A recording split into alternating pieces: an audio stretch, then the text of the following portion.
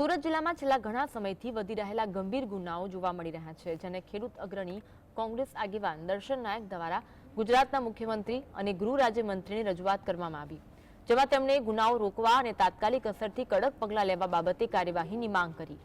સુરત જિલ્લામાં ખેડૂતો ખેતી કરવા જાય ત્યારે ખેતરમાંથી મોટર ચોરી થતી હોય છે, બેંકોમાં ચોરી થઈ રહી છે, ત્યારે જનતાના પૈસા પણ બેંકોમાં સલામત નથી।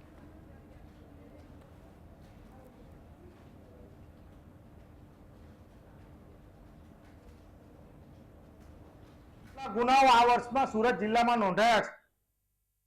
આના કારણે જે ડર હોવો જોઈએ, લોકલ ક્રાઇમ બ્રાન્ચ જેની જવાબદારી છે, એ જવાબદારી પર તમે જોઈ શકો છો કે દિવસે દિવસે ગુનેગારોમાંથી ડરનો માહોલ નીકળી ગયો છે।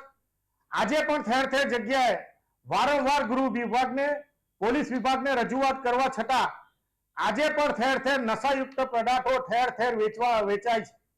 આના કારણે યુવાનોમાં પણ મોટા પ્રમાણમાં બદીનો માહોલ ઉભો થયો છે।